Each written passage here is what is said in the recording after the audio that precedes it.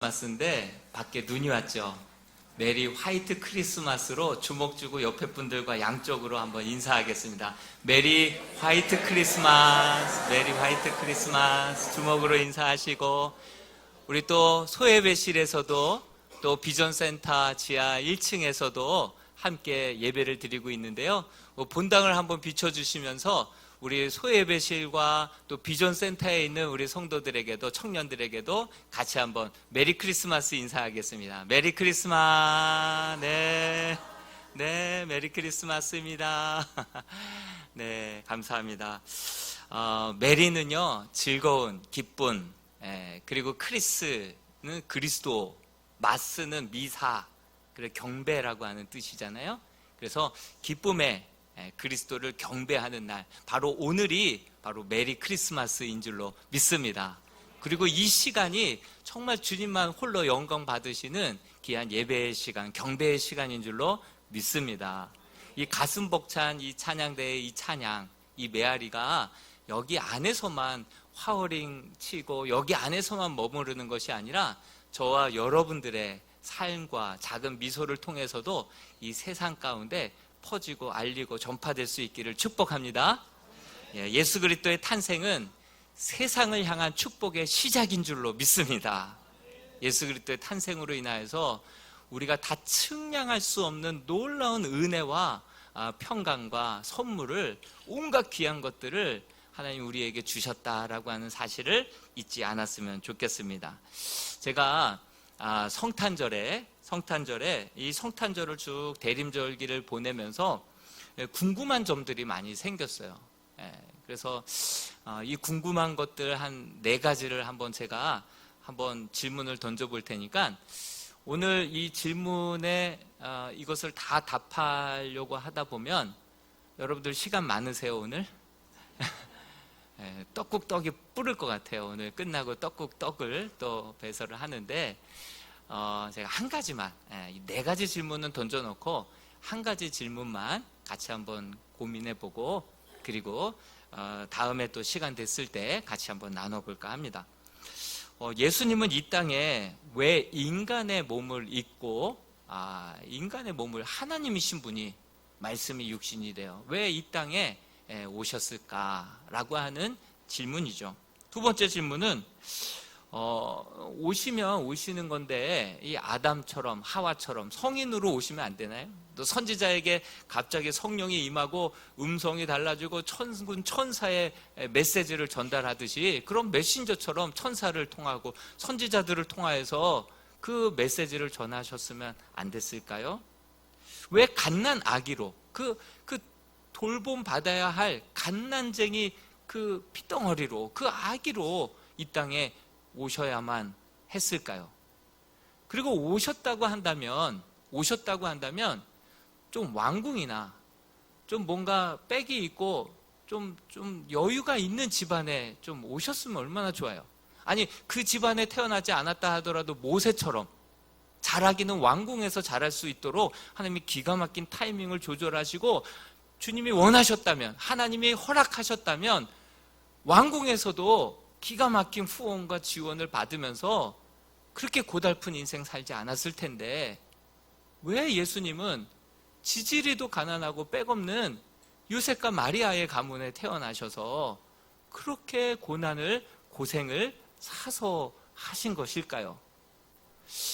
마지막으로 오늘 본문 말씀처럼 왜 비천한 목자들에게 그 부활의, 그 메시아가 오신 그 부활의 기쁜 소식을 제일 먼저 알리신 이유가 무엇일까요?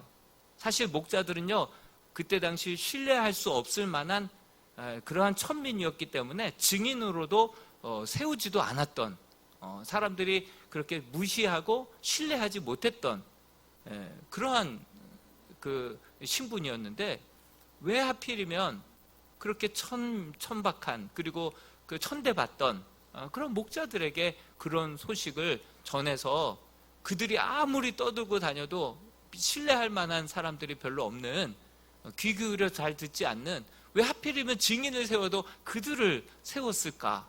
이런저런 질문들이 많이 떠오릅니다. 그 중에서도 예수님은 이 땅에 왜 인간의 몸을 입고 오셨을까? 그 이유와 그 의미에 대해서 함께 살펴볼까 합니다. 사실 이것을 가지고 여러분들 가정에 가셔서 오늘 외식을 하고 가족들과 모임 가질 때 자녀들에게 한번 물어보고 넌 어떻게 생각하니? 그거에 대해서 한번 답변을 들어봤으면 좋겠어요. 예. 왜 예수님이 육신을 입고 이 땅에 오셨어야만 했을까? 그거에 대해서 우리는 어렴풋이는 알고 있지만 딱히 말하려고 하면 할 말이 없는, 뭐라고 말을 해야 될지 잘 모르는 대부분이 그러지 않을까 생각이 듭니다. 왜 오셨을까? 왜 육신을 입고 인간의 몸을 입고 이 땅에 오셨을까? 우리가 한번 말씀을 통해서 그 말씀을 한번 들어봤으면 좋겠습니다. 우리 누가복음 1장 68절 말씀에 같이 한번 읽어볼까요? 시작. 찬송하리로다 주 이스라엘의 하나님이여 그 백성을 돌보사 속량하시며. 그렇습니다. 우리 주님께서 이 땅에 육신을 입고 이 땅에 오시는 이유는 우리의 인생을 돌보사 그 모든 죄와 허물들을 속량하시기 위하여서 이 땅에 오셨다.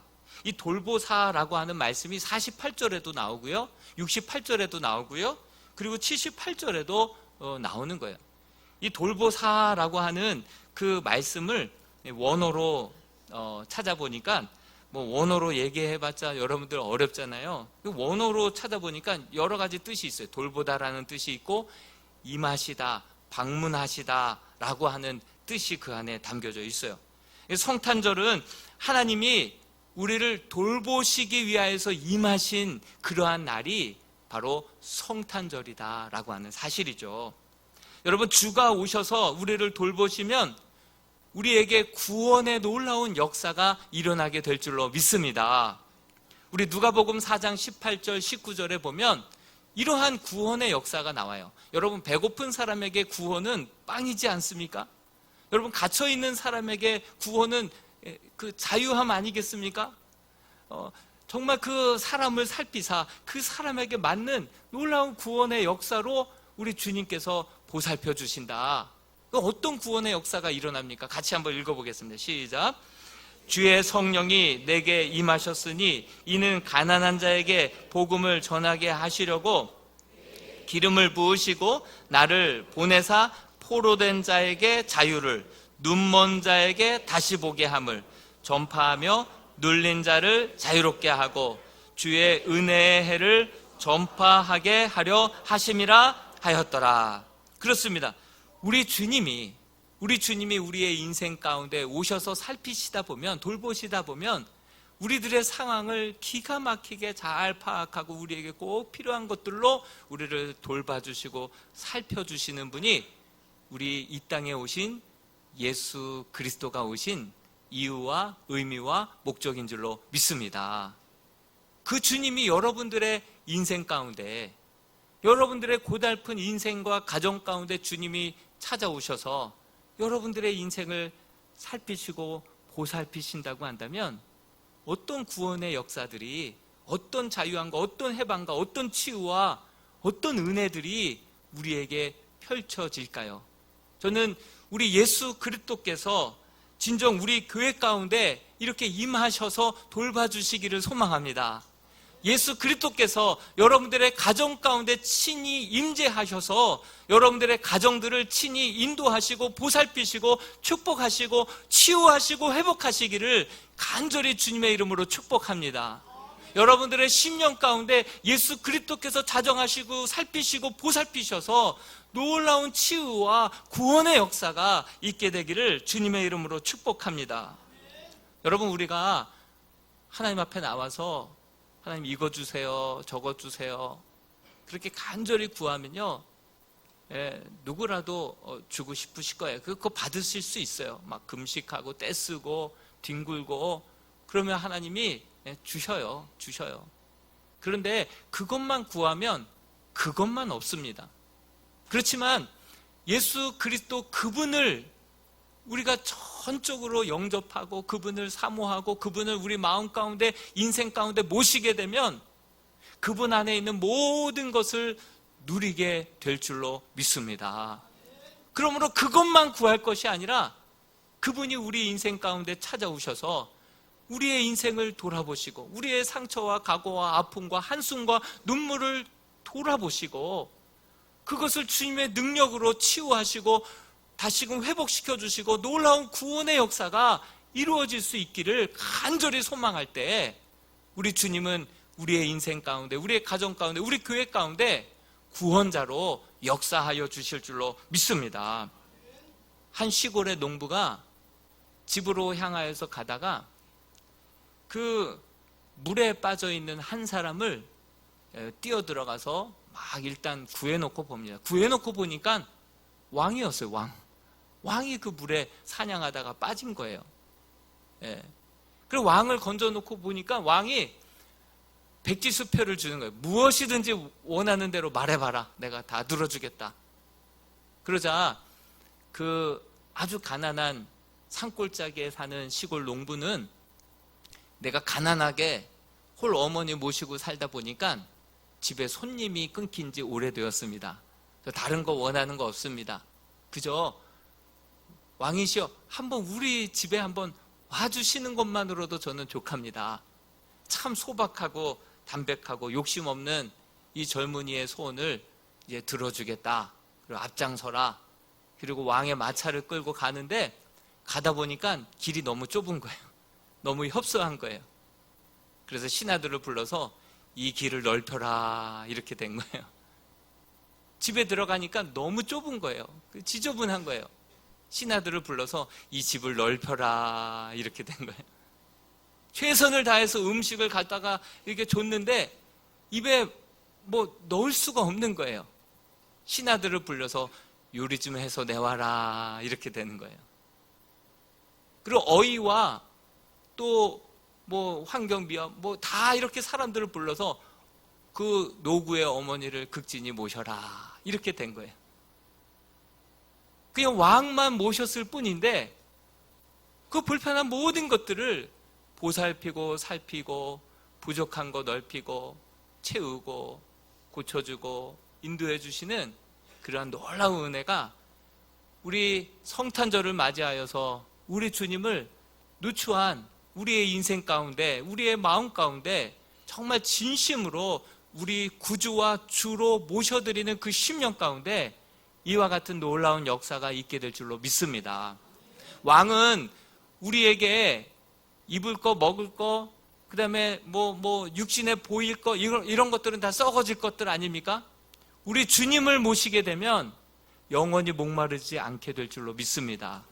네가 먹는 그 양식은 영원히 줄이지 아니할 생명의 양식이 될 줄로 믿습니다. 영원히 정말 그 참된 이 땅에서는 맛볼 수 없는 그 하늘의 영광으로 하늘의 참된 평화들로 우리의 심령마다 우리의 인생마다 채워주시는 분이 우리 주 예수 그리스도이신 줄로 믿습니다. 그분을 여러분들의 마음 가운데 내 마음에 그분 둘 지금 여유가 없어요. 우리 주님 머리 둘 곳 없다고 하셨는데 주님 오셔도 영접하지도 않고 관심도 없고 정 없다 보니까 목자들 끌어다가 저기 1600km나 있는 동방박사들이나 정말 데려다가 주님을 영접하게 할 지금도 그와 같지 않을까. 우리는 마음의 문을 열어서 우리 그 주님을 우리 마음의 중심에 모시고 살아가시는 저와 여러분들이 될 수 있기를 주님의 이름으로 축복합니다. 우리 주님께서 이 땅에 오신 그 이유와 목적 중에 하나는 우리로 하여금 정말 인간다운 인간이 되게 하기 위하여서 우리를 돌보시면 그분이 우리를 돌보시면 인간다운 인간이 될 줄로 믿습니다. 여러분 우리는요 정말 타락한 인간은요 인간다운 인간이 없어요. 참 정의를 외치고 공의를 외치지만 다 자기 중심적인 그러한 이기적인 그 정의와 공의 자기 입장에서의 진리를 외치지 다 자기 중심적이고 이기적이고 욕망으로 가득 찬 게 바로 우리 죄악된 인간들의 마음 아니겠습니까? 그 예수님이 오셔서 인간다운 것이 무엇인지를 친히 보여주셨어요. 정말 우리 주님께서 정말 육신을 입고 이 땅 가운데 살아가는 인생들은 아무리 가난하고 춥고 배고프고 힘들다 하더라도 이렇게 살아가야 된다. 위로는 하나님을 사랑하고 옆으로는 이웃들을 이렇게 사랑하며 살아가야 된다라고 하는 삶의 샘플을 우리에게 예수 그리스도의 삶을 통하여서 보여주신 줄로 믿습니다. 왜 우리 주님께서는 왕궁의 화려한 곳에 좀 돈 있고 빽 있는 그런 집안에 태어나실 수도 있었는데 억지로 일부러 고르고 골라서 낮고 천한 그 집에, 그 비천한 그 집에 선택하셔서 그 집에서 나사렛 동네, 나사렛에서 선한 것이 나올 수 있느냐 이렇게 이야기하는 그런 동네에서 우리 예수님께서 어린 시절을 그렇게 보내야만 했던 이유가 도대체 무엇이겠습니까? 아무리 인생이 힘들고 어렵다 하더라도, 그런 상황 속에서라 하더라도, 아무리 그래서 먹고 살기조차도 힘든 상황에 놓여 있다 할지라도 하나님을 잊어서는 안 돼. 그럴수록 하나님을 더 의지해야 돼. 위로 하나님을 사랑하고 이웃을 내 몸같이 사랑하며 살아가라고 우리 주님께서는 그런 낮고 천한 힘들고 어려운 상황 속에서도 하나님 사랑하는 법을 몸소 보여주시고 이웃을 사랑하고 용서하고 선을 베풀고 정말 세상을 따뜻하게 만들어 가시는 그 모습을 우리에게 친히 보여주신 분이 우리 예수 그리스도이신 줄로 믿습니다. 그러면서 너희도 이와 같이 알아. 오히려 왕으로 오셨지만 낮고 천한 곳에 태어나시고 제자들의 발을 씻으시고 너희들도 이 사랑으로 진심으로 섬김으로 서로를 사랑하라고, 서로를 용서하라고 그 삶의 샘플로 우리에게 친히 보여주신 거 아니겠습니까? 그러면서 너희도 작은 예수로 살아라 우리에게 도전하고 계신 줄로 믿습니다. 가장 인간다운 모습이 무엇인지를 우리 예수님은 우리에게 친히 보여주셨다라고 하는 사실입니다. 그래서 이 세상이 그나마 사람 살만한 세상이 될 수 있었던 것은 우리 예수님 때문인 줄로 믿습니다. 또 예수 믿는 사람들이 그러한 예수님을 본받아 살아가려고 삶의 이곳저곳에서 몸부림치기 때문에 이 세상에 지금도 이기적인 이 세상, 전쟁과 이 시기와 질투 가득한 이 죄로 가득한 이 세상 속에서 그나마 따뜻하고 좋은 소식들이 들려올 수 있는 것은 예수 그리스도께서 보여주신 삶의 샘플 때문에 작은 예수로 살아가는 이곳저곳에서 이름도 빛도 없이 묵묵히 섬기고 세상을 사랑하는 그러한 섬김의 주님의 제자들이 있기 때문에 지금도 이 세상은 따뜻하고 살만한 세상이 된 줄로 믿습니다. 나만 알고 내 배만 채우고 고집스럽고 이기심 가득했던 그러한 사람들이 진정 예수 그리스도의 사랑을 이해할 수 없는, 흉내낼 수 없는 그 사랑을 받고 충격받고 거기서 무장해제가 되고 정말 삶을 결단하고, 그래서 나도 주님을 위로는 사랑하고 나도 이웃을 내 몸과 같이 한번 사랑하며 살아가겠습니다. 주님을 흉내라도 한번 내보며 살아가겠습니다. 그런 자들을 통하여서 이 세상이 정말 인간답게 살아가는 사람들이 많아졌기에 이 세상은 지금도 따뜻한 세상이요 살만한 세상이 된 줄로 믿습니다. 한 젊은 목사님이 부름받아서 개척을 했는데 몸에 병도 있죠, 돈도 없죠, 그리고 사역은 능력이 안 나타나죠, 부흥은 안 되죠. 그래서 어느 날 하나님 앞에 단단히 삐졌어요. 그래서 하나님 앞에 묻고 따지기 시작합니다. 하나님, 병 들어봤어요? 하나님께 따지는 거예요. 하나님, 가난해 봤어요? 굶어 봤어요? 하나님 앞에 막 서러워서 북받쳐서 하나님 앞에 막 따지기 시작합니다. 하나님, 도대체 내 마음, 지금 내 형편, 내 처지가 지금 어떤지 알고나 계십니까? 하나님 앞에 삐진 거예요. 단단히 삐진 거예요. 근데 순간 예수 그리스도가 싹 지나가는 거예요. 순간 예수 그리스도가 싹 스쳐 지나가는 거예요. 그 순간 무릎을 치면서 곱씹어 보기 시작합니다. 예수를 묵상하기 시작합니다. 예수는 하늘 보좌를 버리시고 그 여인의 뱃속에서, 그 하나님이셨던 그분이 여인의 뱃속에서 10달 동안 얼마나 답답하고 깝깝했겠어요. 그리고 10달 후에는 이 땅에 태어났을 때 그 얼마나 깐난쟁이로 태어났기 때문에 그 누가 먹여주지 않으면, 누가 데려다 주지 않으면, 누가 보살펴 주지 않으면 그 한순간도 지낼 수 없는 깐난쟁이로 그렇게 지내오셨는데 얼마나 답답하셨겠습니까? 그리고 조금 말귀 좀 알아듣고 말 좀 하려고 하니까 주변 사람들이 손가락질합니다. 쟤는 아버지가 누군지 몰라, 사생아야. 이렇게 또 손가락질을 하면서 그런 멸시와 천대를, 오해를 받고 살아갑니다. 나사렛이라고 하는 깡촌에서 자라서 누가 사람들 좀 주목하고 예수에 대해서 막 얘기하다 보면 나사렛에서 무슨 선한 것이 나올 수 있어 하면서 사람들이 막 무시하고 외면합니다. 천대도 받습니다. 우리도 알듯이 아버지 요셉은 일찍 세상을 떠나지 않았습니까? 그러다 보니 아버지의 직업이었던 목수의 직업을, 그 질통을 짊어지고 이 동네 저 동네 다니면서, 동생들은 또 얼마나 많아요. 마가복음에 보면 예수님의 형제들의 이름이 나오거든요. 야고보, 요셉, 유다, 시몬, 그리고 그 여동생들, 몇인지도 몰라요. 이름을 다 여동생, 그녀들 이렇게 돼 있어요.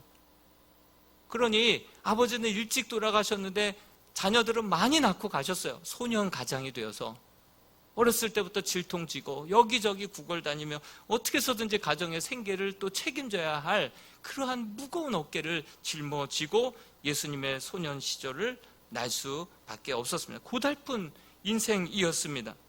그러다가 공생애가 되자 종교 지도자들이 그렇게 가는 곳마다 시기하고 질투하고 음해하고 공격하고 비방하고 할 수만 있으면 죽이려고 달려듭니다.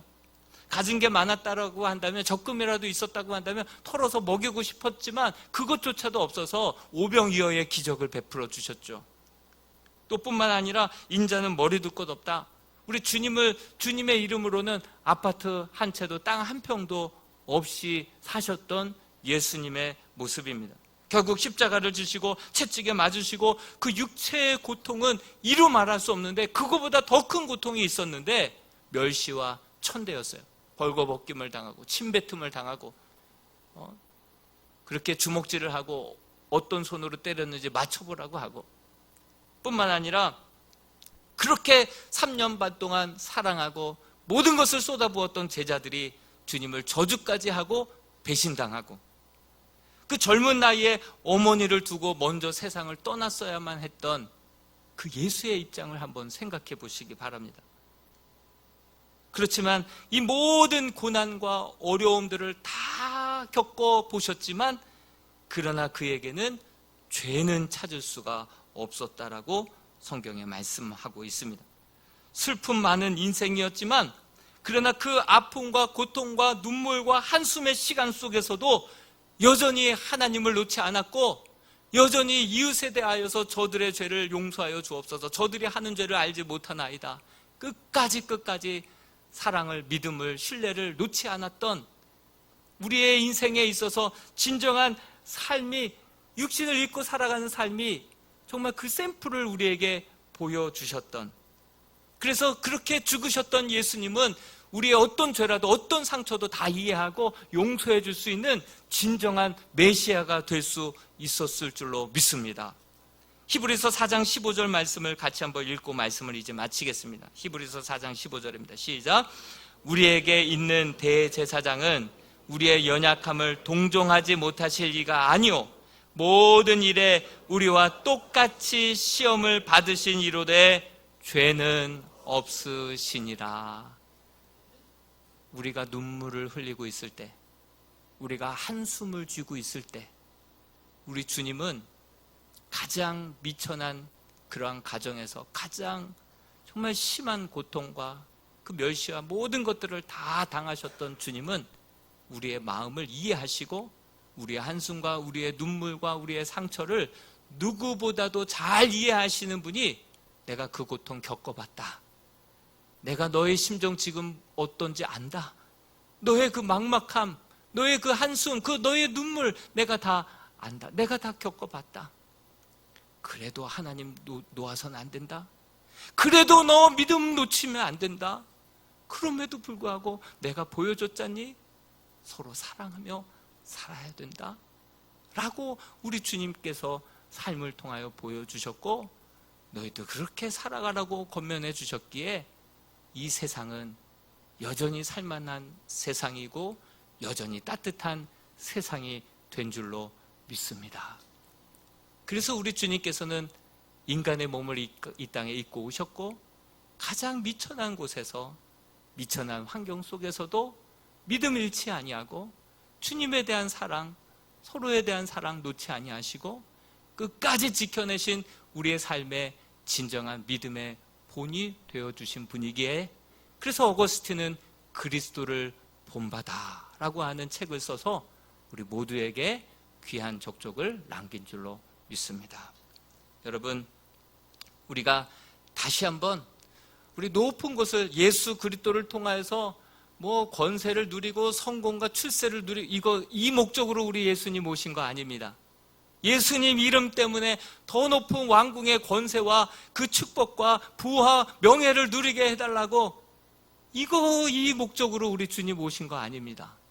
우리 주님이 왜 육신을 입고 천한 이곳에 오신 그 이유와 그 의미를 분명히 깨닫고 우리도 예수님처럼 높은 데 마음을 두지 말고 주님 거하셨던 낮은 곳으로 더 낮은 영혼들 바라보며 우리 주님 오신 그 목적을 잊지 않고 살아가는 저와 여러분들, 그래서 이 땅을 더 따뜻하게, 이 땅을 더 밝게, 이 땅을 더 살맛나게 밝힐 수 있는 저와 여러분들 될 수 있기를 주님의 이름으로 축복합니다.